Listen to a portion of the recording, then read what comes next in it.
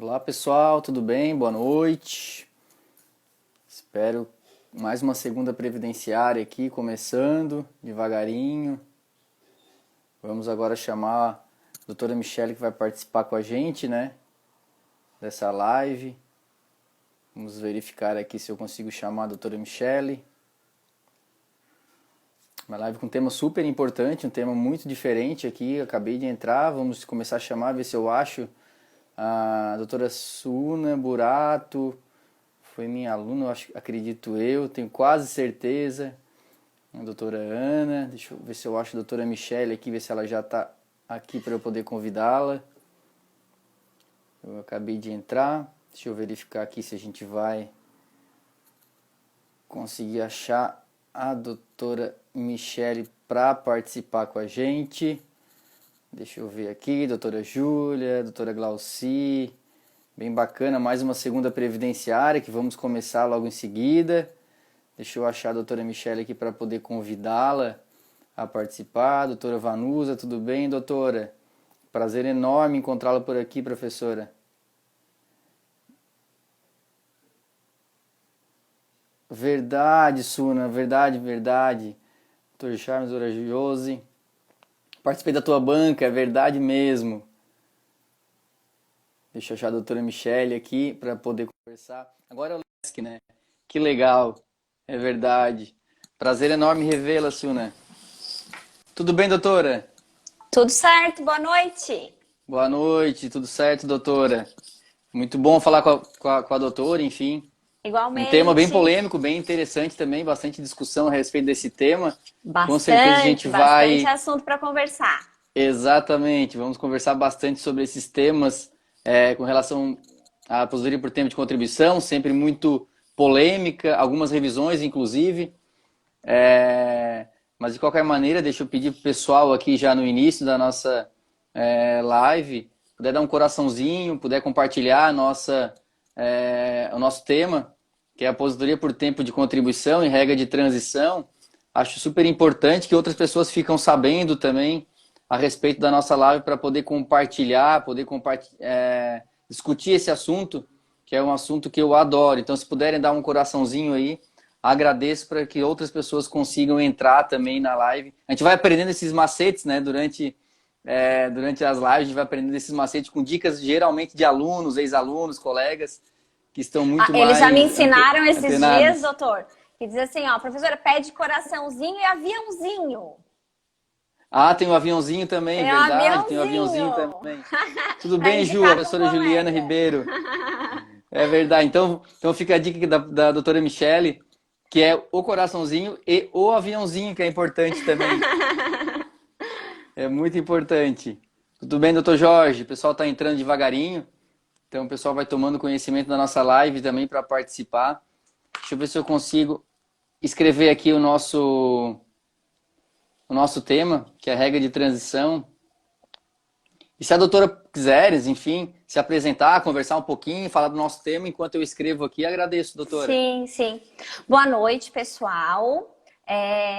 Uma outra live, né, que eu conversei com a doutora Grace, então nós estávamos conversando e a gente também mencionou a situação da valorização, né, de estarmos aqui conversando, disponibilizando conhecimento, trocando uma ideia com os colegas, né, porque ninguém sabe mais do que ninguém, a gente está sempre se complementando, principalmente no que tange agora a reforma da Previdência, porque muita novidade, todos os dias estamos tendo modificações no sentido de portarias, leis, decretos, né?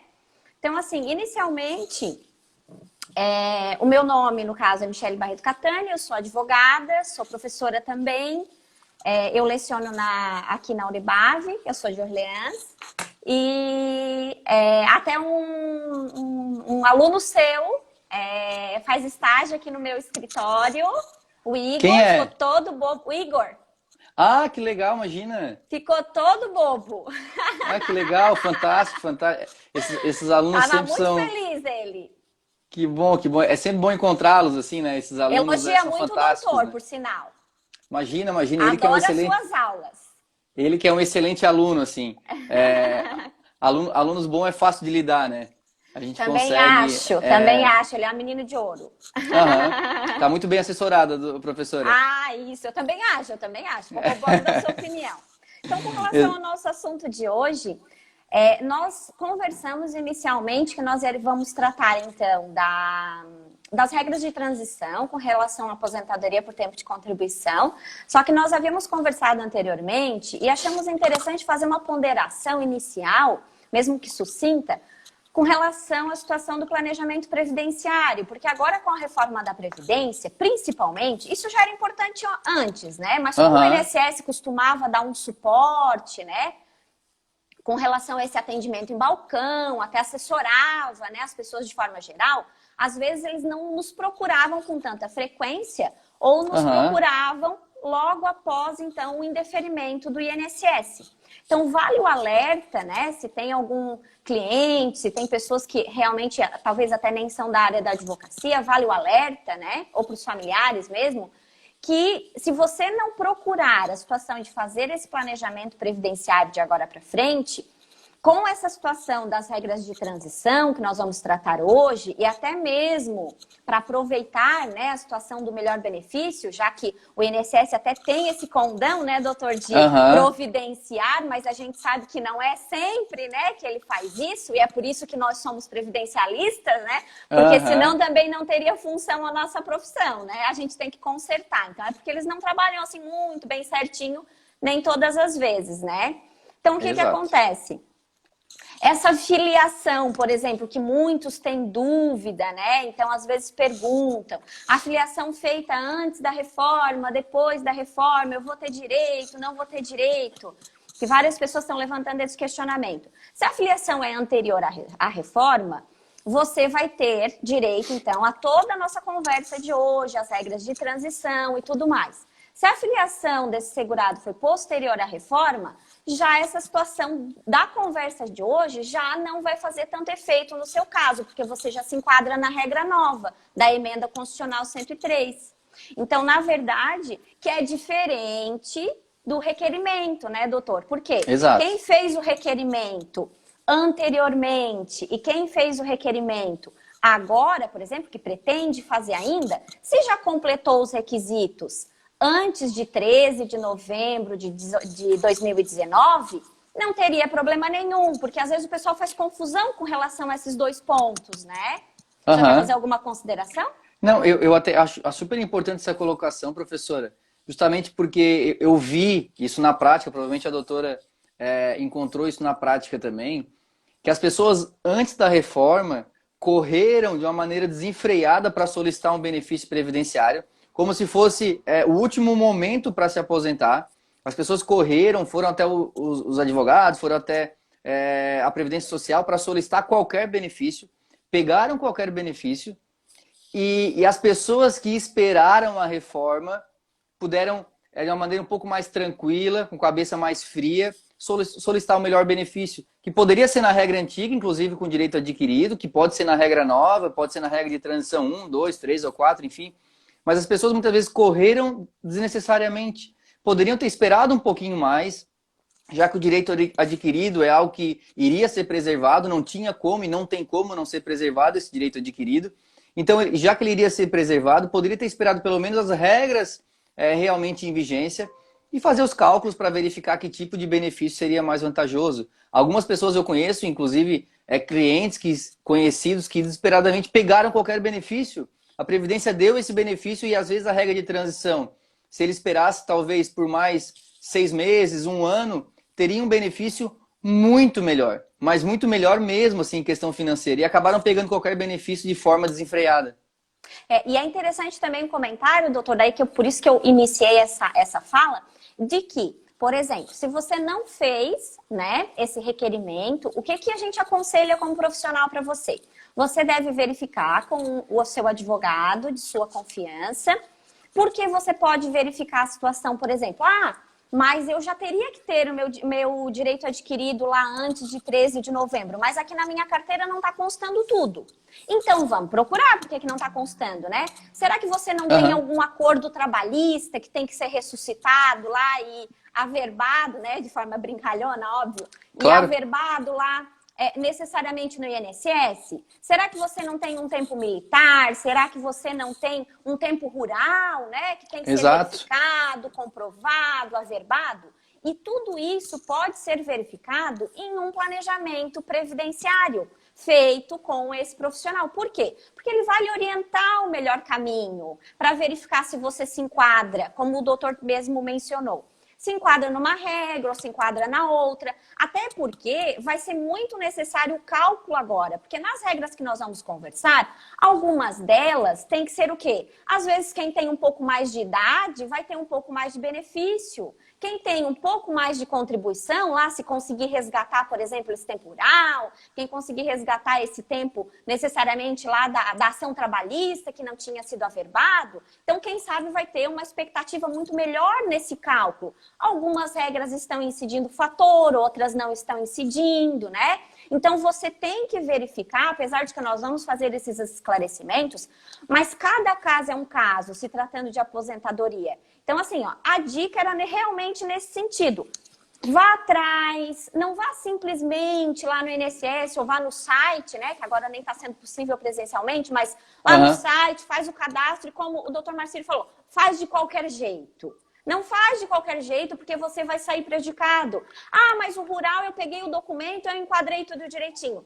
Mas se você pegar aquele documento lá, que é uma autodeclaração que veio agora, por exemplo, no rural, e você preencher alguma coisa de errado nela, você mata o seu tempo rural. E o pior, porque assim, ó, eles tinham o hábito de depois virem para o advogado consertar o que eles tinham feito de errado. Só que se tratando, por exemplo, da autodeclaração, não dá para consertar, porque foi uma autodeclaração. Você, de próprio punho, disse que você fez aquela situação. E como é que você vai dizer depois que você não fez?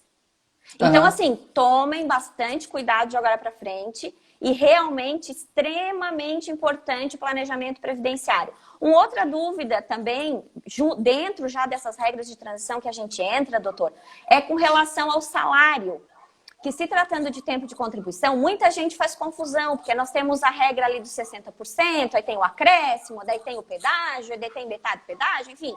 Mas assim, ó, ninguém vai receber salário inferior a salário mínimo. Também é bem interessante, porque várias pessoas estão me perguntando e fazendo muita confusão com essa situação também do salário mínimo. Eu pontuei algumas coisas assim, que eu acho que é as mais pertinentes com relação, né, a essa situação. Aí depois nós falamos também da situação do descarte, à medida que a gente começa aqui falar das transições, mas eu acho que inicialmente, assim, alguns tópicos que eu considerei assim, bem pertinentes foram esses, doutor. E eu acho super importante essa questão assim, de planejamento, que é a palavra do momento, assim, né? Muitos advogados estão migrando para essa questão de planejamento, mas o planejamento ele precisa ser bem feito. Ele precisa de uma atenção especial. Assim, não dá mais para trabalhar, e a doutora falou numa questão importante, que é a questão de cálculo também. Não dá mais trabalhar com direito previdenciário sem realizar cálculo. Não dá para fazer direito previdenciário sem fazer cálculo de estimativa de quanto vai dar média, estimativa de tempo de contribuição, enfim. Tudo isso precisa fazer parte de um planejamento previdenciário. Não dá só para dizer assim, eu acho que vai se aposentar em 2027. Não dá para realizar isso, porque muitas vezes o benefício de uma maneira mais urgente, talvez com a regra 1, 2, em 2021, é muito mais prejudicial do que um benefício que vai demorar um pouquinho mais. Então, às vezes, esse planejamento que faz parte do direito previdenciário, faz parte, enfim, da advocacia previdenciária, que necessita realmente de planejamento sério. Não dá mais para ficar jogando como vai ver na Previdência Social. Vou fazer dessa maneira mesmo, depois eu vejo. Inclusive, isso é tema de outro debate, enfim, mas com a própria portaria, com o próprio decreto 10.410, esse fazer de qualquer jeito vai trazer um prejuízo muito grande para o segurado que não tem mais como realizar o conserto posteriormente, o que era comum anteriormente. Mas para as pessoas entenderem, né, que eles vinham, né, para a gente acertar ali o que eles tinham feito de forma errônea. Se foi alguma documentação que faltou, até é possível ainda, né? Claro. Mas o problema é que tem alguns documentos que, se forem fornecidos, por isso que eu mencionei a autodeclaração, são documentos que a gente não tem como modificar depois. E às vezes você esbarra numa situação que foi... Às vezes nem é aquilo ali mesmo, é por desconhecimento, eles preencheram de forma equivocada e acabaram atrapalhando a sua própria aposentadoria. Então é isso que as pessoas a partir de agora têm que se conscientizar, ter bem em mente. A gente como previdenciário, com uma demanda, geralmente, né, alguns anos já de trabalho, o que é que a gente está sempre tomando cuidado? É mais difícil fazer esse cálculo, todos eles, porque são muitas regras de transição, então a maioria está adquirindo, né, os programas de cálculo para auxiliar. Óbvio que tu vai conferir, mas é o que a gente recomenda também para os colegas. Tem vários ótimos aí, que o pessoal usa bastante, já bem atualizados, né, com as regras de transição. Várias coisas a gente tem que analisar ainda, óbvio, claro, mas nos auxilia significativamente, né? Só fazer um adendo com relação a esse tema também, questão de programa de cálculo. O pessoal pergunta muito, né? Que programa tu usa, qual tu usa, como tu faz? É muito comum, assim, esse tipo de pergunta, mas eu gosto de deixar muito claro, assim, os programas são bons, existem realmente programas excelentes, que dão um resultado realmente correto, que há uma perspectiva de se aposentar em 2027, em 2026, em 2025, enfim. Mas eu sempre deixo uma dica, assim. Não basta eu imprimir o cálculo de uma maneira aberta, assim, e dar a resposta para o cliente sem entender o cálculo. Sem eu entender como funciona realmente a regra 1, a regra 2, a regra 3, a regra 4.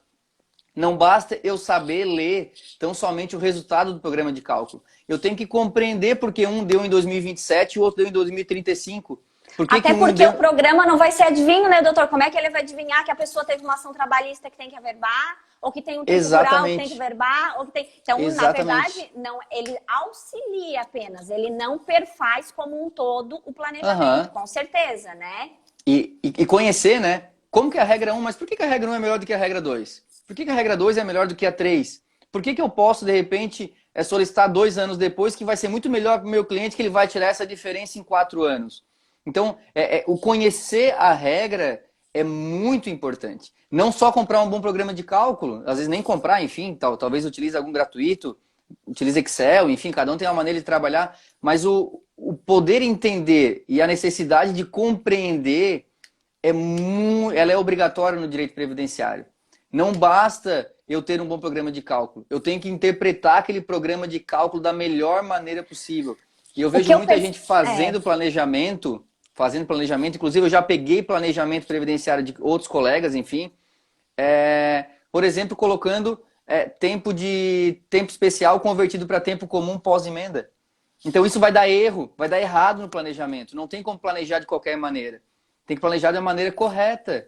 Dar a resposta correta para o cliente. Até porque não vai ser possível, né, de agora para frente, assim, não que era possível antes, mas digamos que agora ficou inviabilizado totalmente, digamos assim, a aventura, né, no direito previdenciário, né, porque está sendo um estudo muito direcionado, a quantidade de regras, de normas, é muito significativa.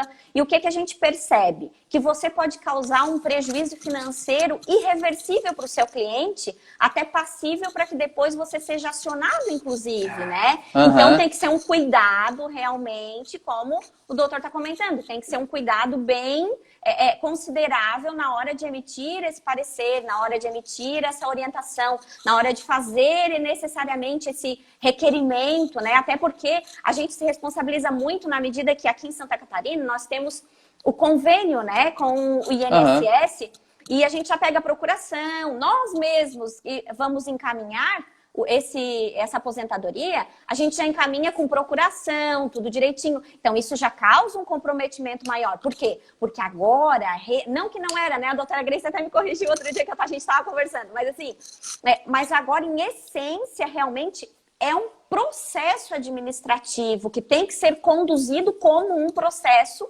com o mesmo esmero que nós temos como um processo judicial. O que ele tem ainda de benefício é que não faz coisa julgada.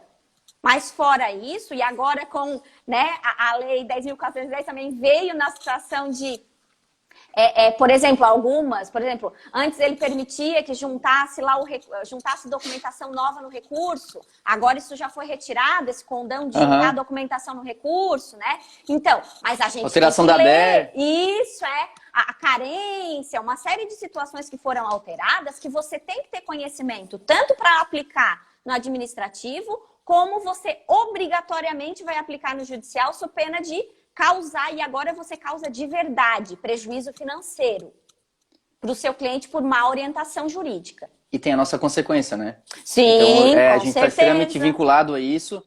Inclusive, deixa eu fazer aí uma saudação ao Dr. Rafael Denez. A doutora falou que com relação à coisa julgada, enfim, a administrativa, ele mandou uma sentença esses dias com relação ao mandado de segurança a respeito de um pedido administrativo que foi feito, averbado período rural, e posteriormente, num segundo pedido, o INSS desconsiderou todo o período rural e ele, com mandado de segurança, conseguiu reverter essa situação, sem necessidade de ingressar com uma ação ordinária, por exemplo, via mandado de segurança. Eu achei sensacional a sentença. Legal.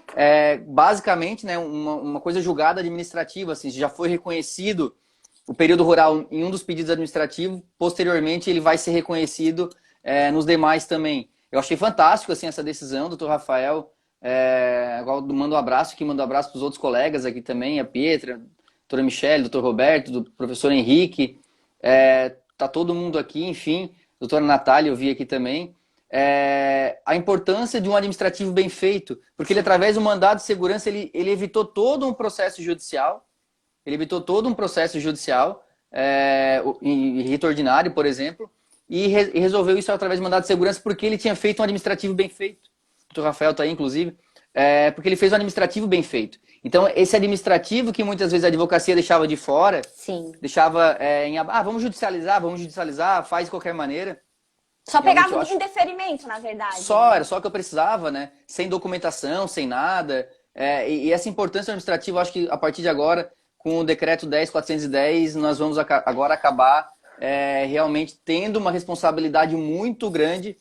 Inclusive, a doutora coloca num ponto aqui que eu acho fundamental, que também é a relação que a gente faz com relação ao direito trabalhista, assim. O cuidado da ação trabalhista pensando na área previdenciária.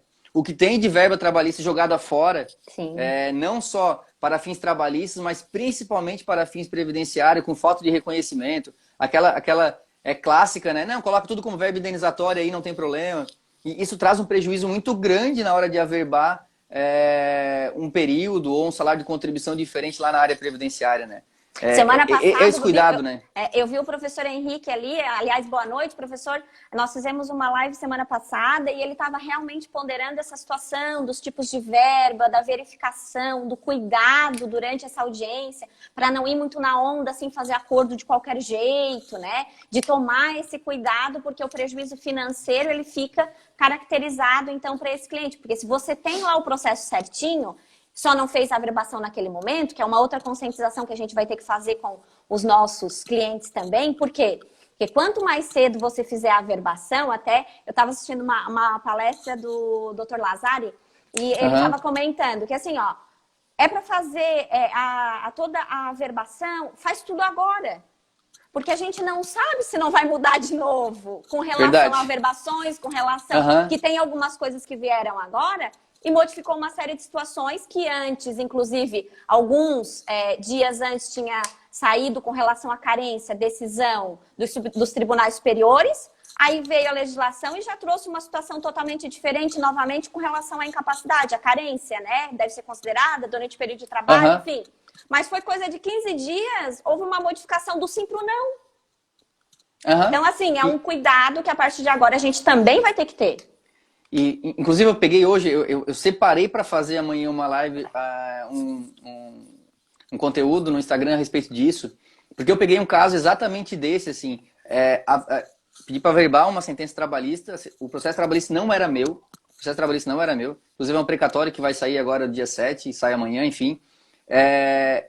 Esse descuido do próprio advogado trabalhista, muitas vezes, para com o direito previdenciário. Nós temos, eu falo muito em aula, assim, eu vejo muito, dar aula para muitos estagiários também em escritório. Se tem um campo aberto, muitas vezes, eu só faço trabalhista, professor, mas só faz trabalhista. Se tem um campo aberto para esses estagiários em história de advocacia, é migrar algumas coisas para o previdenciário. Porque eles têm o cliente trabalhista na mão. Qual o motivo de não averbar isso na Previdência Social? O faz cliente parcerias, né? Exato, que é o que a gente sempre conversa, né? Não quer fazer, tudo certo, né? Faz parceria, tem quem faça, tem outro colega que faça. Exatamente. E por que não averbar isso? Através de um colega, enfim, mas os próprios estagiários, às vezes, fixarem o seu espaço em escritório, né? olha, eu quero fazer isso, deixa que eu faço, de que maneira eu posso Você fazer. está recomendando para eles pedirem para fazer. Exatamente. Entendi. Porque eu verifico que os advogados trabalhistas têm muitas vezes o material na mão, tem o material na mão e acabam não usufruindo desse material. Exatamente. Podem fazer parceria com outros colegas, mas eu estava referindo realmente com relação aos meus alunos que trabalham no escritório. Começar a ganhar dinheiro, né, professor? Exatamente. Tá certo, entendi. Exatamente. E eu falo, por que não Exato, por que não fazem isso, né? É muito bom, assim. E às vezes fico arregalado, será que dá? Será que pode fazer? Claro que pode, né? Claro que pode. Na verdade, o processo administrativo, só que daí vai ter que ser uma pessoa bem dedicada, né? Não, sim, até sim, é possível sim. começar a auxiliar também. Só que, claro, para conduzir o processo vai ter que ser o advogado, né? Mas claro, pode perfeito, começar a auxiliar, perfeito. porque agora a gente tem que ter procuração, tem que se conveniar, tem que ter, né, na UAB direitinho e tudo mais. Então, é uma série de situações, até porque a gente está recebendo intimações, que são as exigências, né, entre aspas, mas são intimações, né? E daí você abre lá, aqui no escritório a gente teve o cuidado, antes estava no e-mail do escritório, a gente teve o cuidado de agora fazer um e-mail exclusivo para as exigências, porque como a quantidade agora está aumentando bastante, porque eles estão despachando em mais quantidade, né? Ficou algum tempo ali do ano passado para cá parado, porque a gente sabe que a modificação maior foi de julho ali do ano passado para cá. Antes nós não tínhamos, né, todo esse sistema com relação ao INSS digital, né? Mas, enfim, o cuidado que você tem que ter, a responsabilidade é muito maior agora, né? Claro, claro. Professora, vamos entrar... vamos, era isso que eu vamos entrar no nosso tema, então, na regra de transição que a gente acaba... Eu acho que era interessante aqui, doutor, eu estava olhando aqui, mencionar a regra antiga até para partir desse ponto, né? Que nós tínhamos aqui todas as regras válidas, então, até 13/11/2019, que era a regra permanente do artigo 201, né? Homens, 35 anos e mais 180 meses de carência. Mulheres, 30 anos, mais 180 meses de carência. Aí, o detalhe que agora a gente vai começar a comentar, que seria o quê? 100% dos salários de contribuição a partir de julho de 94. Só que era considerado os 80% maiores. Essa foi uma das fundamentais modificações, não só na aposentadoria por tempo de contribuição, mas para as demais aposentadorias também. Porque agora, com a reforma da Previdência, é 100% de julho de 94 e é considerado o 100%. Depois a gente até vai ter uma situação do descarte, mas daí você vai ter que cumprir todo o período e verificar se não vai ter prejuízo financeiro ainda com ele, né? Então, de qualquer forma, essa do 80% e do 100%, esse 20% ali que você tinha para poder desconsiderar e que não diminuía, né, a princípio, claro, aí tem as duas situações. A incidência do fator previdenciário ou antes, né, tinha, né? Ou a utilização do cumprimento da fórmula 85/95 e verificação de qual era mais benéfica, né? Sim. Mas essa situação do 100% agora... utilizando só os 80%, então não existe mais, infelizmente, para nós. É verdade. Segurado, né? Principalmente. Nós todos, né, doutor, que a gente não se aposentou Claro. Nós somos segurados, né? Nós somos segurados da Previdência e vamos utilizar essa regra. E o que é importante, professora, com relação a isso, é que isso é salário de benefício, né? É a média. A média ficou 100%. O coeficiente depois é uma outra discussão que a gente vai ter que levantar, porque eu vejo o pessoal confundindo muito... principalmente os segurados querem dar entrada no pedido de aposentadoria, falando que agora é 100%. Vou receber 100% da minha média agora. Exatamente, eles estão confundindo muitas vezes o salário de benefício com o coeficiente, né? O coeficiente, não tem nada a ver, né? Exatamente. A média, sim, ficou 100%, saiu do 80%, fica agora 100% de 7,94%. Eles estão considerando, mas o coeficiente... então, está melhorando, não está piorando, né? Na exatamente, verdade, piorou. Imagina, piorou nos dois lados, né? Vai piorar tanto na questão do salário de benefício, que não tem mais os 20% menores, e também vai piorar no coeficiente. Porém, tem esse descarte, que esse descarte é muito interessante. Trabalhar com esse descarte é algo que a gente vai ter que começar a ter programas de cálculos realmente, ou compreender muitas vezes que pode valer a pena eu diminuir coeficiente, para poder aumentar meu salário. Então, esse descarte, em algumas cartas de concessões, a própria Previdência já vem trabalhando com isso, mas mesmo nessas cartas de concessão novas, vale a pena uma nova conferência. vale a É pena por uma nova isso que a gente conferência. tem que fazer lá o cálculozinho para saber qual é mais vantajoso, né? Exatamente, exatamente. Que tipo de regra é mais vantajosa? Às vezes é preferível tirar 12 contribuições e diminuir 2% do que eu deixar esses 2% a mais com 12 contribuições pequenas. Então é muito interessante essa possibilidade de descarte. Nós podemos falar um pouquinho quando a gente falar com relação aos cálculos dos benefícios, que a Previdência vem utilizando e também vale o registro aqui a questão do divisor mínimo, né? Então, não existe mais o divisor mínimo na regra nova. Não tem mais o divisor mínimo na regra nova. Então, o descarte ele é muito permitido. É plenamente possível o descarte de vários anos de contribuição, às vezes muito mais do que o próprio 20%. Só que, lógico, eu tenho que ficar com o mínimo necessário, né? Eu tenho que ficar com 35 se eu quero tempo de contribuição, eu tenho que ficar com os 15 anos ou 180 na aposentadoria por idade, por exemplo. Não posso descartar tudo e ficar só com o salário de benefício, né? Claro, Então, até mas porque tem que respeitar esse mínimo, né? Exatamente, Porque senão exatamente. também Então, nem pode ser feito o descarte, né? Se eu não não respeitar pode. aquele mínimo exigido, né? Não é possível, Exatamente. né? Senão eu Mas, descartava tudo e ficava só com uma, né? claro. Um outro detalhe, doutor, também que eu estava olhando aqui no que eu anotei para não, porque às vezes passa, né? A gente vai conversando. Com relação à perda da qualidade de segurado também. É uma outra situação que o pessoal questiona muito. Ah, tinha o tempo lá, mas eu perdi a qualidade de segurado. Eu vou ter direito, não vou ter direito? A qualidade de segurado, se você tem o tempo já, o direito adquirido, que a gente conversou até agora, não interfere a qualidade de segurado, na verdade. E se você precisa até fazer mais contribuições, você pode retomar, fazer as contribuições, se chegar a perder novamente, a qualidade de segurado não tem nada a ver lá com o tempo de contribuição que a gente vai ter que contar mais a sua idade. Se você fizer o tempo de contribuição certinho e tiver a idade mínima, aí você vai ver em qual regra você se encaixa. Mas só depois disso. Não necessariamente por ter perdido a qualidade de segurado, você vai perder algum direito necessariamente na prática. Que é uma pergunta bem comum também do pessoal. Perfeito. Para a questão de tempo de contribuição e de idade, a questão da qualidade segurada no momento da DER não é necessário, né? Então a gente pode não ter mais qualidade segurada. Eu sempre recomendo, assim, pelo menos as pessoas fazerem aquele tipo de planejamento com relação ao período de graça, paga 2 por ano, 1 por ano, enfim. Pelo menos para manter qualidade segurada para uma eventual, às vezes, falecimento, enfim, eventual reclusão, eventual incapacidade, as pessoas poderem solicitar o benefício, assim. Mas a questão de qualidade segurada, ela não é necessária para esse benefício, pelo menos. Para a concessão e essência dessa aposentadoria, né? Porque Exatamente. até porque nesse momento que nós estamos passando, esse momento social, né, que a gente sabe que é um momento bem ímpar, é interessante mencionar, porque a gente sabe que muitas pessoas ficaram desempregadas, né? Então, é um comentário que surgiu dessas situações, assim. A doutora Dani coloca aqui com relação, já integralizou o patrimônio jurídico, perfeito. Sim. E era justamente essa questão do integrar o patrimônio jurídico sobre as pessoas que correram demais até a Previdência Social antes da reforma, né, nos últimos semanas ali correram. Aquilo já fazia parte do patrimônio jurídico da pessoa, ninguém iria alterar, não era uma emenda constitucional que iria alterar isso, queria retirar o direito adquirido. Então, essa questão de fazer parte é muito interessante. Inclusive, se alguém tiver algum comentário, tiver alguma pergunta também, a gente está disponível a responder, a conversar a respeito do assunto de uma maneira bem aberta, dinâmica, enfim. Não, a gente ideia tenta, não é... né, doutor?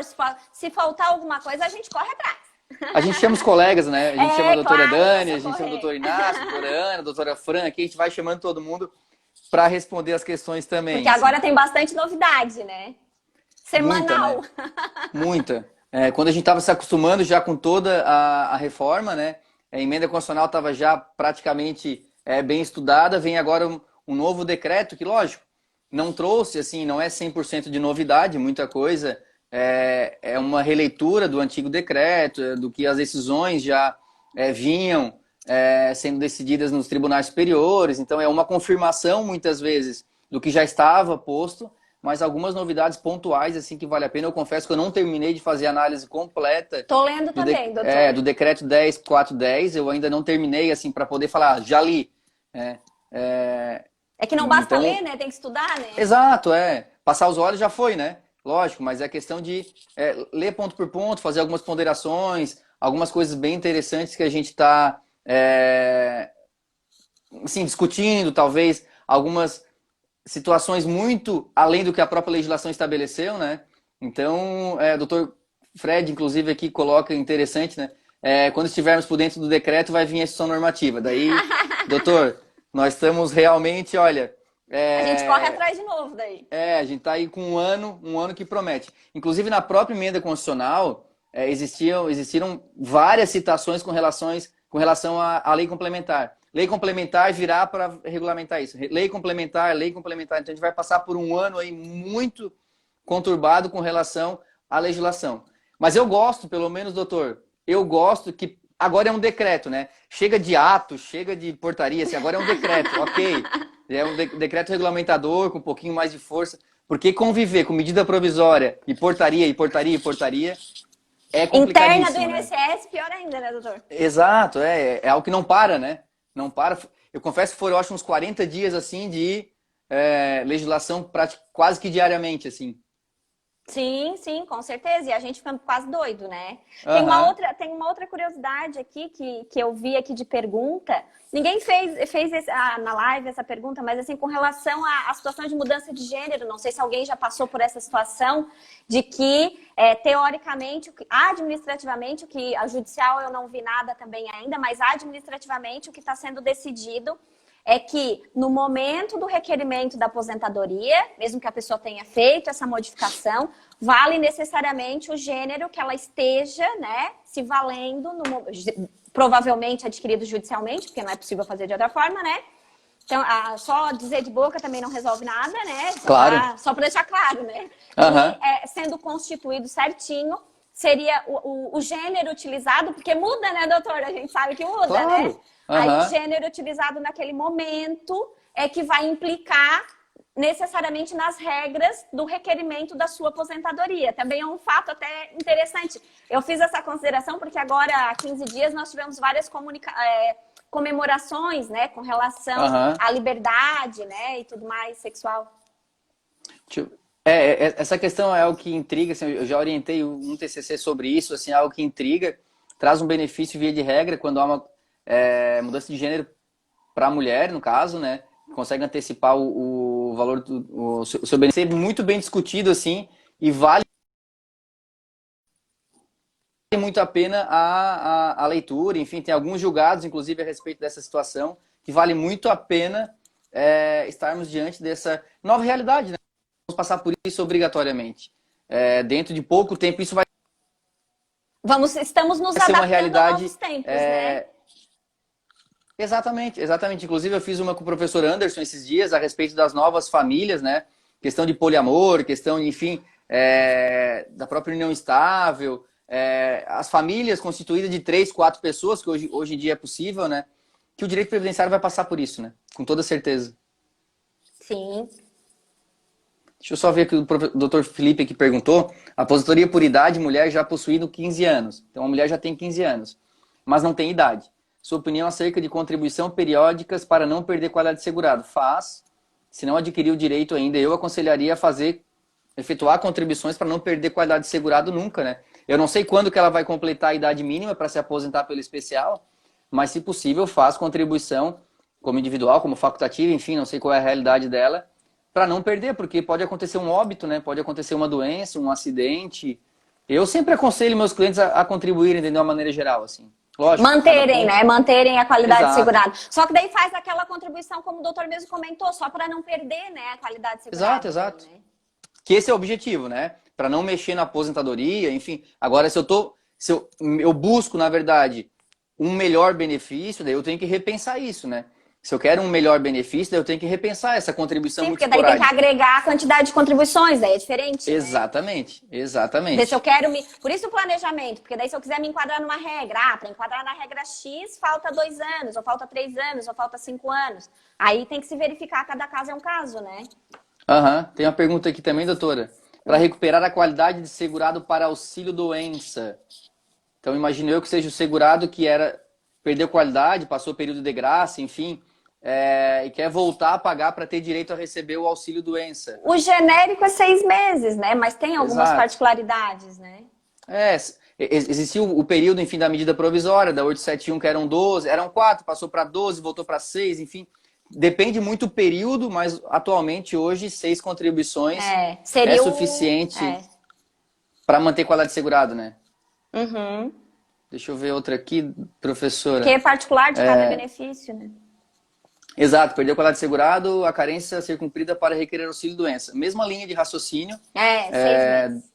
6 meses, enfim. Na vigência da legislação hoje, né? Como eu falei, houveram algumas modificações antes, eram 4, 12, enfim. Já teve bastante discussão a respeito disso. Então, vale a pena pelo Teve a menos 6 vigência contribuições. lá Lembrando também, que... né? Oi, pode falar, Travou professora. ali, não sei se foi para mim ou foi para você. Travou aqui, eu não sei se foi para mim ou se foi eu ou foi você, mas travou aqui. Voltou? Tava escutando direitinho? Agora tô. Também deu Ah, uma tá. travada aqui. É. Vou fazer 60 anos em outubro e tenho quase 18 anos de contribuição. Quase a metade estive em benefício previdenciário. Como fica? Então, a Fátima ficou em auxílio-doença, imagino eu. Se for intercalado com contribuição, vai contar, né, como tempo de contribuição.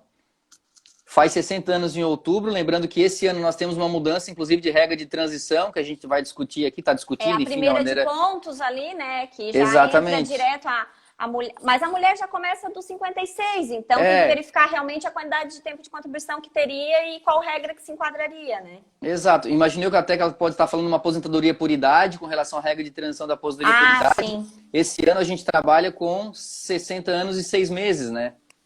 Então, 60 anos para ela não basta. Esse ano, se for solicitar em 2020, já é 60 anos e meio.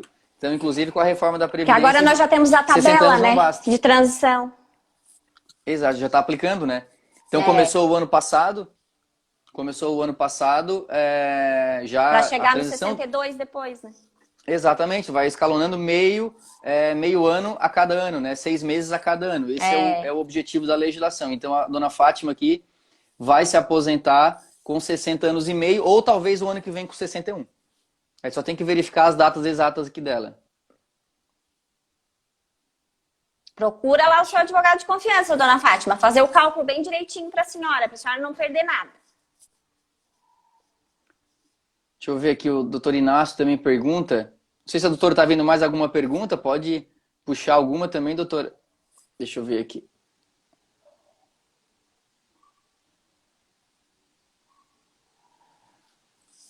A doutora Jéssica também, uma contribuição por ano para manter qualidade de segurado. No caso, doutor Felipe, a pergunta do doutor Felipe. Doutora Jéssica, uma por ano, se for individual, né? Mas se for facultativo, 2, né? Tomem cuidado que a questão do facultativo tem um período de graça só de 6 meses e não de 12. Então, esse cuidado também é importante, algumas coisas estão né? se repetindo, né? Eu acho que é porque a gente já falou mais no início, quem sabe o pessoal entrou um pouquinho depois, né? Uma cliente tem 25 anos de contribuição, porém nos últimos 5 anos está em gozo de benefício de auxílio-doença. Se ela pagar uma contribuição como facultativa, ela pode requerer a verbação desses no INSS? É a questão de auxílio-doença intercalado, né? O auxílio-doença intercalado tem toda uma discussão. Tem que ver como é que vai ficar a regra. Agora ainda houve uma modificação, ainda que vai ter que verificar certinho a que período, tudo direitinho que a pessoa teve essa situação, né? Como regra geral, artigo 55, inciso 1 ou 2, não estou lembrado agora, o tempo intercalado conta como tempo de contribuição, inclusive com decisões do STJ falando que conta. Saiu agora recentemente também, né, decisão. Exato, se é acidente de trabalho nem se fala, né? Então, se é decorrente de acidente de trabalho, tudo certo. A questão era do auxílio-doença, que não era acidentário, mas aparentemente intercalado. Nos meus processos, eu estou verificando que o INSS está reconhecendo esse período. Bom, sem um padrão, confesso, tá? Sem um padrão assim que todos os casos foram reconhecidos, mas de não maneira quer geral, dizer que pode reclamar depois, né? Judicialmente também, se for o caso, né? Se realmente faz o recurso administrativo, verifica, porque também no administrativo nós temos a situação que, às vezes, no primeiro momento eles têm entendimento, já aí nos graus de recurso eles acabam tendo posicionamentos diferenciados, né? E essa questão em último caso, vamos para o judicial, né? Exatamente. Essa questão é super importante também, que a gente vem falando, é discutir e conhecer, na verdade, as orientações do CRPS e da Justiça, né? Para verificar se vale a pena eu recorrer. Exatamente. Se nesse momento vale a pena recorrer, se nesse momento vale a pena percorrer a via judicial. Então, essa é a importância. Se falarmos de aposentadoria especial, vale sempre, né, doutor? Recorrer até, como diz a doutora Adriane, até para correr do juizado. Exatamente, ganha um pouco mais de tempo, consegue jogar na o vara valor comum, da causa, enfim. né? Competência Exatamente. absoluta, daí você entra lá na outra regra porque tem entendimentos mais favoráveis, né? Se for necessário realmente judicial, que a gente sabe que em alguns casos né? Sim, é que discutir a aposentadoria especial no juizado, confesso que é um pouco temeroso, assim, porque a gente tem todas as decisões da turma que são um pouco mais, né? Discutir lá no Poder Judiciário, chegar a uma melhor decisão para os nossos clientes, né? Que também não são todas as decisões favoráveis, né? Não são todas que são favoráveis, mas vale muito a pena esse tipo Sim, a gente tenta bastante, né, doutor? Exatamente. Esse tipo de conhecimento, né? Com certeza. Vamos ali na nossa regra, então, doutor, que já está 20, Vamos 19 lá, tu tá com... já, para não ter perigo de a gente... Tá com quase... Nós temos a primeira regra de transição, pontos, né? Começou com a pontuação, enfim. Como a gente fala aposentadoria por tempo de contribuição, a gente sempre precisa chegar nos 30 ou 35, né? A gente não vai chegar numa regra de transição se eu não tiver os 30 ou 35. Esse é um requisito obrigatório em todas as regras. Agora, o que eu preciso ter na primeira regra? Pontos. Que começou lá o ano passado com 86,96, somando o tempo de contribuição, somando a idade da pessoa. Agora, esse ano já estamos em 87,97 e vamos escalonando cada vez mais, né? Até chegar na pontuação de 105 e 100, né? Uhum. Porque vai precisar aqui pode até aplicar o descarte também que a gente tinha mencionado, mas daqui para fazer o 100% aqui a pessoa precisa ter 40 anos, daí nesse caso aqui de contribuição homem, né? Então aí necessariamente é uma situação a se analisar, mas daí com observação de que, por exemplo, se eu tiver lá os 5 anos a mais, eu descarto 5 anos, mas ao mesmo tempo eu perco 10% ali do coeficiente de cálculo. Então, por isso que tem que fazer o cálculo para ver se vai ser realmente mais vantajoso, que é o que a gente tinha conversado antes, né? Dessa aposentadoria, não, essa regra de pontos aqui não incide o fator previdenciário também, né? Então, às vezes, para uma pessoa que tem um maior tempo de contribuição, vale a pena. Mas, às vezes, para a idade, a próxima, que é da idade mínima, às vezes, quem sabe seja mais favorável. Então, por isso que aqui vai entrar muito a situação do cálculo que a gente estava mencionando anteriormente, né? Exato, eu preciso chegar no tempo, né? E depois, além de chegar no tempo, eu descobrir quando que o segurado vai se aposentar, eu vou precisar, na verdade, verificar a questão de cálculo, né? Qual das 4 regras de transição é aplicável da melhor maneira para o nosso segurado? Isso que é importante, como eu falei, já friso várias vezes, assim, não basta calcular tempo. Às vezes o tempo, a primeira regra de transição que eu chego nos requisitos não é a melhor para fins financeiros. Porque na hora de calcular um benefício previdenciário, por exemplo, a regra que a gente vai verificar de 100%, ela tem um cálculo muito legal. Ela tem um cálculo muito bom. Que vale a pena nós pensarmos sempre nessa regra lá, que é a regra número 4 de 100%, do pedágio o pedágio, 100%, né? O pedágio 100%. Exato. Realmente. Na minha opinião também, claro, que daí cada caso é um caso, mas é uma das melhores, assim, genericamente falando, digamos assim, né? Porque se a gente for considerar aqui, ó, porque também houve alguma modificação no sentido dos 2% ali de contribuição, que vai, no caso, ó, acrescentar acima dos 60%, porque é a confusão que o pessoal está fazendo, que o senhor mesmo comentou, que é aquela regra, vai contar agora 100%, né? Mas vai contar lá a projeção do salário de benefício, o cálculo lá de 100%, mas vai iniciar, nessa regra aqui de pontos, por exemplo, vai iniciar em 60%. Então, na verdade, você vai acrescentar apenas 2% a cada ano de contribuição que exceder o 20, homem, e o 15, mulher. Então, necessariamente, tem que se tomar um cuidado e fazer o que a gente estava conversando antes, o planejamento previdenciário, a verificação. Ó, o doutor Denis está comentando que concorda com nós aqui, ó, que o pedágio de 100% é uma das melhores realmente. É isso aí. Abraço, professor Denis, tudo de bom. Excelente professor também, excelente advogado. Tive o prazer de fazer uma live com ele, muito bom mesmo. Mas é justamente isso, assim, é a questão de entender não só o tempo, não só a regra, como principalmente o cálculo de renda mensal. Então eu preciso compreender RMI, renda mensal inicial, para poder dizer qual é a melhor oportunidade para o meu cliente. se é a regra 1, se é a regra 2, se é a regra 3, se é a regra 4. E eu vejo, por exemplo, na regra do pedágio de 50 ou de 100, as pessoas estão correndo para os 50. As pessoas estão correndo para essa regra dos 50. Mas, às vezes, esperar 2 anos a mais para chegar lá na idade mínima do pedágio de 100% vale muito mais a pena para o segurado. Vale muito mais a pena A para o idade segurado. mínima para quem tiver uma idade um pouco maior, que é o que a gente conversou entre essas duas regras, né? As duas primeiras, que bem dizer uma, né, vai complementar aqui a situação da outra. Que seria a de ponto, seria às vezes mais conveniente para quem tem uma maior quantidade de contribuição. Mas essa da idade mínima, se for uma pessoa que talvez tenha uma idade um pouco mais elevada, mediante a regra que vai começar ali, começa também de 35 anos e 30 anos de contribuição, mas vai necessariamente incidir aqui, porque daí teria que ser necessariamente o tempo de contribuição e mais a idade, começando também, como a gente estava mencionando anteriormente com o professor Marcílio, de que vai iniciar dos 60%. Então, nós temos essa média de 100% salário-benefício, de julho de 94, né, até a data do efetivo requerimento da aposentadoria, que é interessante também, que o pessoal ainda questiona de qual é o período, né, e tudo mais. Só que não existe mais o descarte do 20% lá, não se fala mais na figura dos 80% maiores salários de contribuição. Isso não existe mais. É 100% e a partir de agora vai ser tudo que nós estamos ponderando aqui em cima desse 100%. Então, na verdade, vai ser 60% em cima do 100% e a mínima também, a da idade mínima, vai partir também aqui do 2% acima de 20 homem e 15 mulher.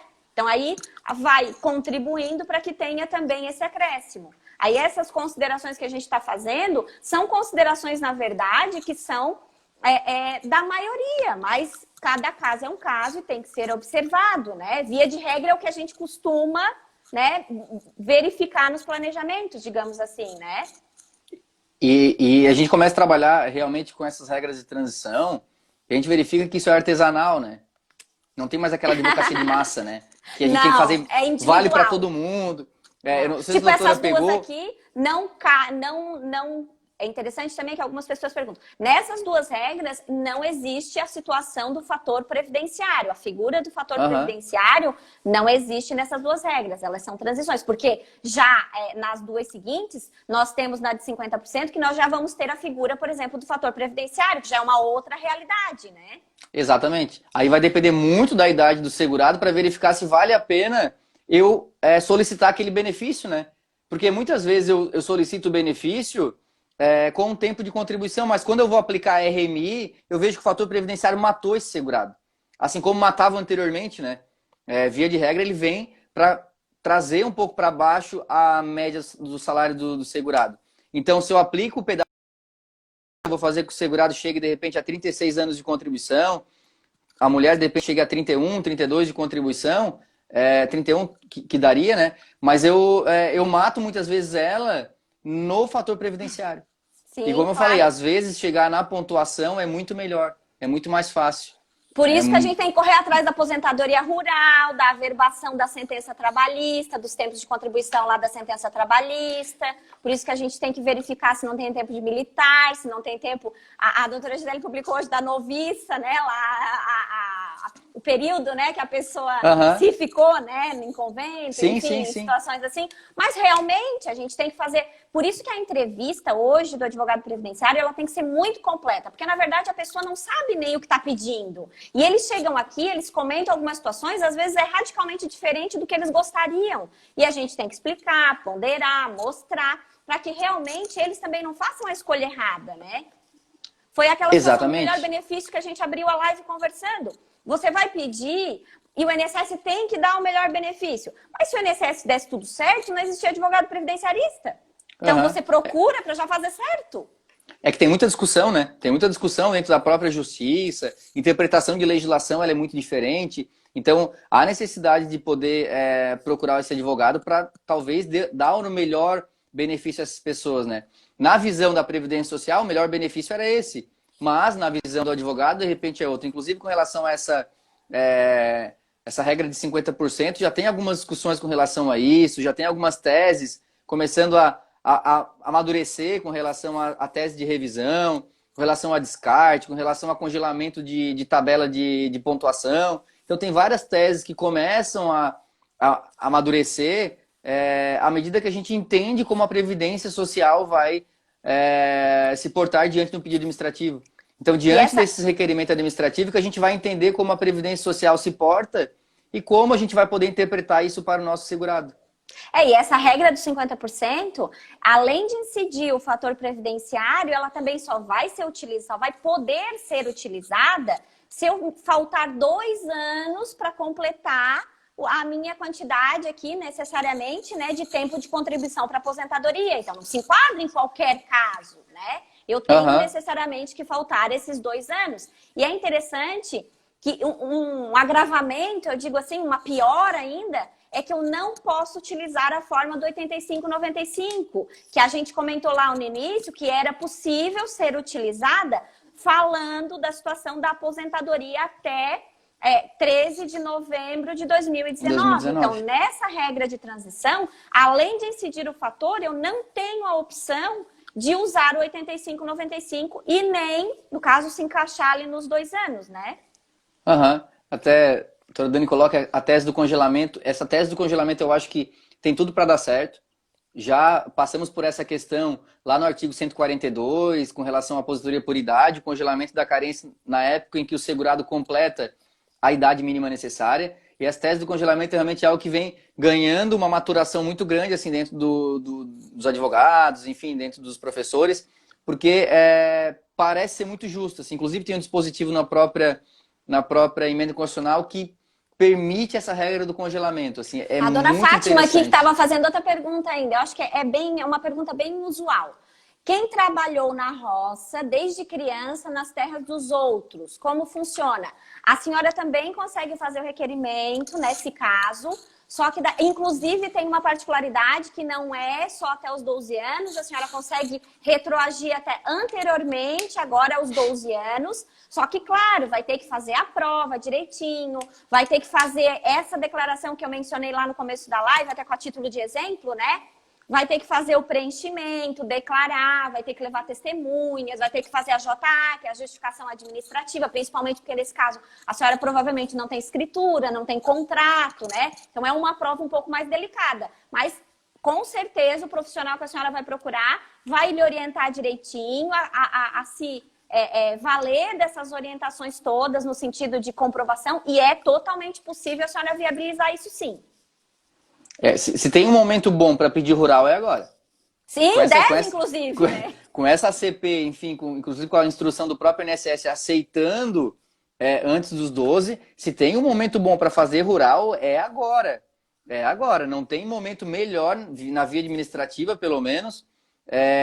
Na via judicial, talvez a gente encontre uma certa resistência do próprio Poder Judiciário de reconhecer período anterior aos 12, mas dentro da parte administrativa é o momento certo de pedir tempo rural. Para averbação de tempo rural, principalmente do próprio ofício circular 46, que permite a contagem diferenciada de questão de carência para cada documento ratificador.